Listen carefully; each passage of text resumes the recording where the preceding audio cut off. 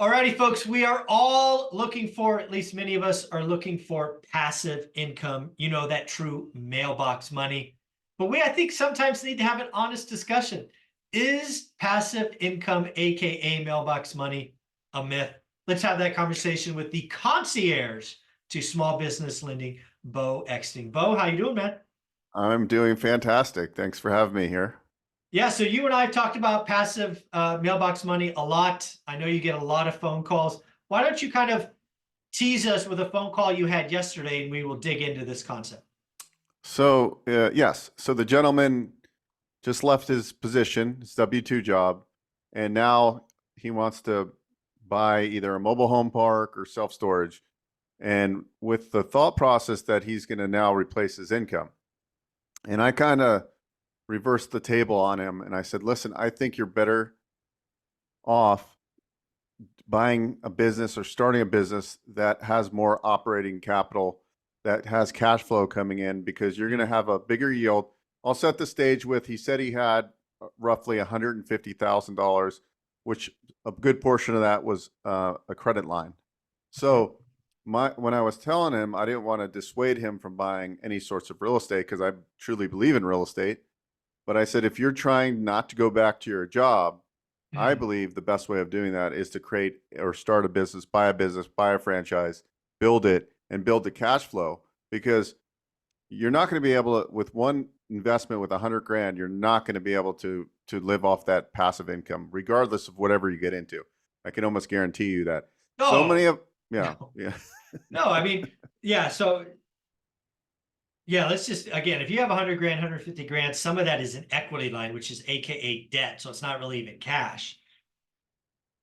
You're you're not going to live off mailbox money. Even if you buy something cash, that's not going to play out well for you. When I went out and bought all those rental properties in the Midwest and the East Coast, my whole thing when I was naive was, oh, I'm going to have so much cash flow from these properties because I'm buying it for this. Here's my rent. And the big thing I forgot is this is old housing stock and maintenance and property management fees, and they're crushing you on their maintenance calls. So your cash flow really ends up not being that great unless you really have um, economies of scale and you have good management and you can supervise the manager. So my point to this gentleman was like, look, if you like, he's like, I want to be an entrepreneur, I want to do this, and I want to be a passive. So passive income is kind of a myth until you get to a place, until you get a place where you have enough doors.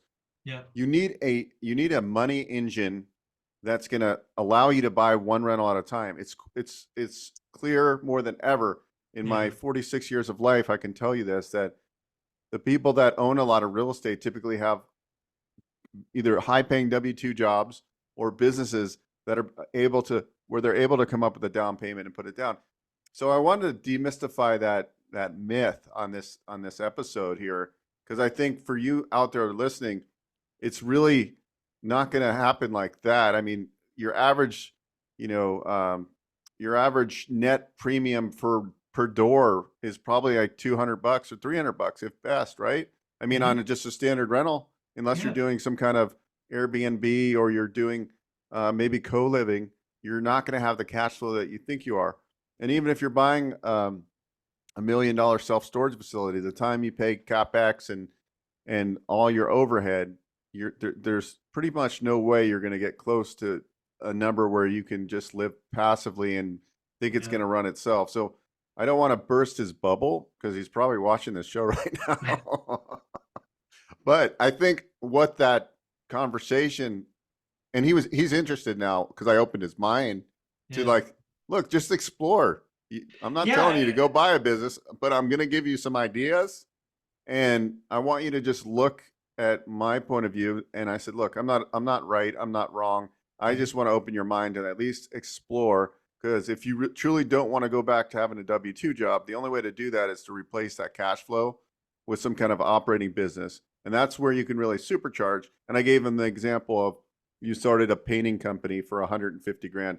SBA lent 90% of that 150 grand, which included 40 or 50,000 of working capital to get you ramped up. Then you turn that into a business that's doing top line revenue of 700-800 grand a year.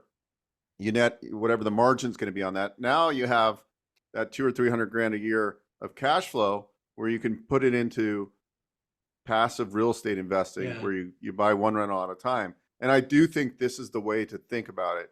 But what are your thoughts? I would agree. I mean, it's funny. I did my daily financial show the other day. We talked about Dave Ramsey and Grant Cardone in the same conversation. And both of them essentially both of them are right. If you're in a lot of consumer debt, Dave Ramsey's your boy.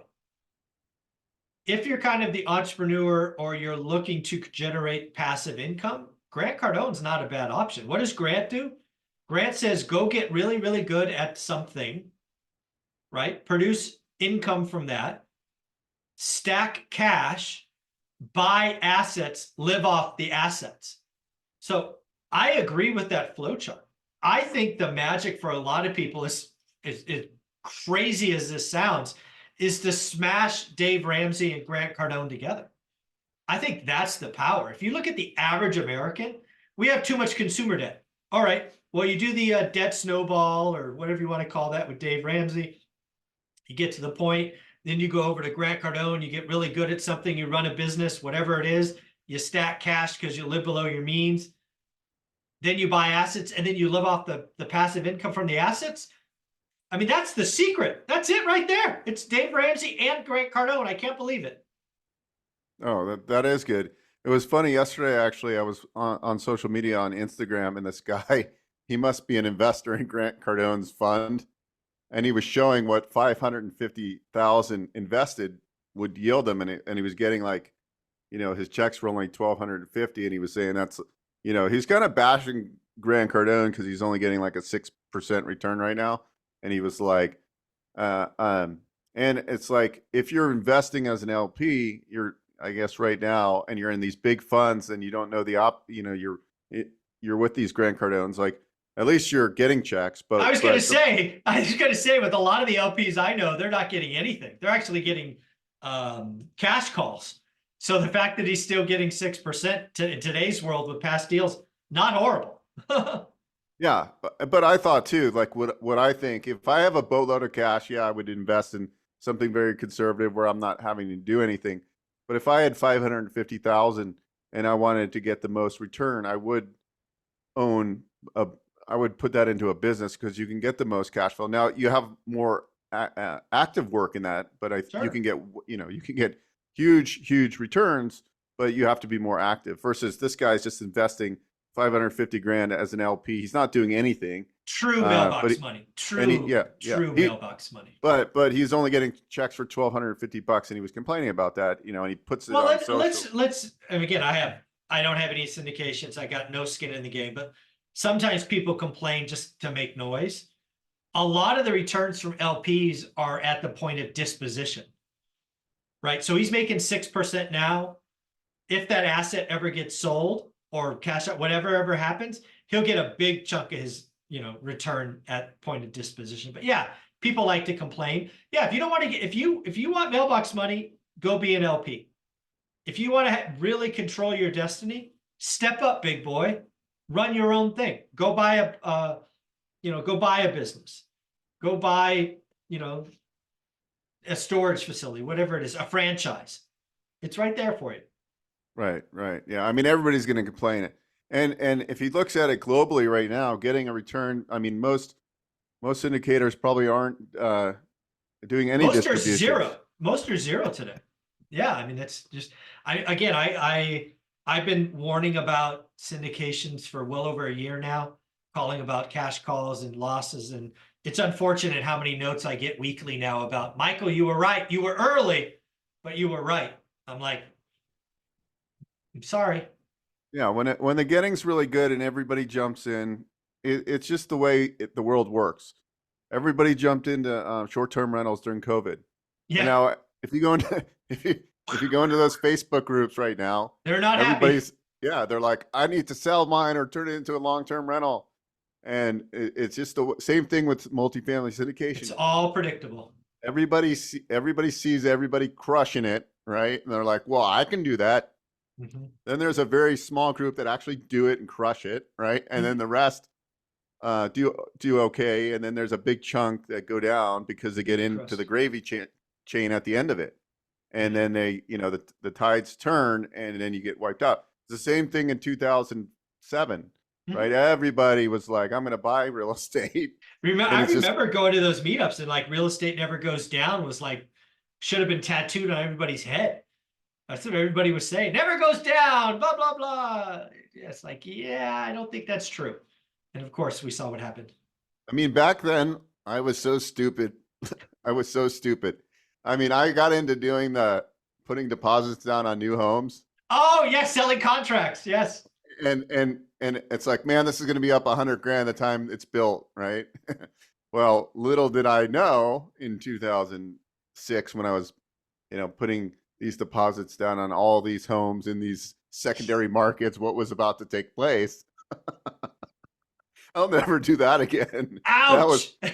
that was pretty foolish, right? And so and even the fact that you just realize things like, hey, oh, let's go out of state, and I did that too, which wasn't a stupid move, but it Yeah. wasn't a smart move either, because it's like, okay, well, these cheap houses are great, but when it comes down to like selling them and disposition, when you hold them for 5 years, it still becomes a huge pain in the butt. When you own duplexes and fourplexes and you try to sell them, and they're in another state, and then like Yeah. you're not there to oversee the rehab, and you're just getting milked. And that by the end of it, was it really worth that? Or are you better off just buying an asset or two as opposed to 10 out of state? And I would Yeah. say, knowing what I know now, for sure, buying local Yeah. within the one rental model, I believe to be, Oh, because yeah. I've tried the other model and I could justifiably say that No, most did not likely, work. yeah, most likely you're better off.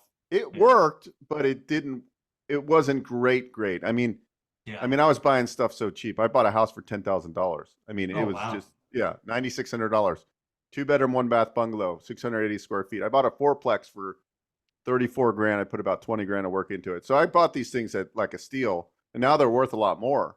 Yeah. But it's Good. still, I would have been better off staying Yeah. local, having a little bit of oversight. But Yeah. going back to the whole, premise of this conversation is that if you really want cash flow, it's going to be probably in an active business until you have enough assets that you've poured into these more passive investments that you'll be able to actually say, I can Yeah. retire. I think it's a process. I think that's what a lot of people get sold the mailbox money, passive money or passive income. And yeah, you can eventually get there, right? You can eventually get to a point where you're spending 2 hours a month or whatever it is, but it takes time, it takes skill, it takes learning some lessons. And I think as the concierge to small business lending, you're in a pretty unique position to try to match businesses or franchises with somebody's skill set. And that's what I hope my audience takes. I hope they get interested in small business, but I also hope they call you and try to figure out what's right for them. I was listening to a big Cody Sanchez presentation over the weekend on a run, and she's talking about 7, 8, 9 figure businesses, right? Big teams, all of that stuff. And I'm like, that's great if that's what you want to do. But what's wrong with the family business, right? There are other ways to go after it. So I don't know. I just think that for a lot of people coming up, should we have a recession, which we will, when, who knows? There are more layoffs. UPS just announced 12,000. I think there's going to be a lot of people looking for buying a business or starting a franchise. And I think they need to reach out to you. What do you think of all that? I agree completely. The last thing I want to kind of dive into real quick, as you were talking, I was thinking about it. One guy brought up yesterday that, he wanted to get into real estate because of the tax deductions, which Oh, is true. But if you're not a real estate professional, you don't really get that great. I mean, you get good tax deductions, but it's really not going to be what you think it's going to be unless you're a real estate correct. professional and you own, multiple doors. You actually, and I'm not a CPA or tax professional, but if you go talk to somebody that understands small business and taxation, you have way more tax advantages owning a small business if you're not a real estate professional. So, Oh, no question. yeah. Yeah. I picked the brain of a CPA that specializes in small businesses for like 45 minutes a couple weeks ago. And I was asking him all these questions. Can you do this? Can you do this? Can you offset against your W-2? You know, if you have a small business. And there's so many ways to limit, to strategize. So that's another really big plus for those Yeah. people that have a W-2 right now and are considering what is my next best move. And if you don't have the money necessarily, if you could buy one rental right now, obviously buying one rental at a time works. We know that it's going to be a 10-year roadmap for most people, if not 15, to get to where they want to go. But if you want to supercharge it and you're okay putting a little elbow grease in it and you got 20, 30 hours extra in a week, then I would believe that owning that business will supercharge one rental at a time. That might be the next book we write. One rental at a time on steroids. Yeah. Well, I just want to go one more level deep here. I'm pushing more and more full-time employees to create a small business around their hobby or passion. Because again, I think that's an unlock for some below the line and above the line taxes. Again, talk to your CPA. But if you happen to be in a situation where you're buying a franchise or a mom and pop business, it's just an unlock, right? If you could take some of your below the line expenses, make them above, talk to your CPA, it is absolutely true that more of that can go to your W-2 income versus real estate, which is a passive investing versus an active activity. So I think there's just a lot of things people need to think about. I think a lot of high income W-2 earners need to reach out to you just to kind of brainstorm what might fit their world. So if somebody wanted to reach out to you as the concierge to small business lending, how do they do that? Go to onerentalmeeting.com, and just book a call on the calendar right there. Yep, 15 minutes. Go get a call, figure out what's right for you. Bo, you're amazing, man. Take care. Thank you. Mhm.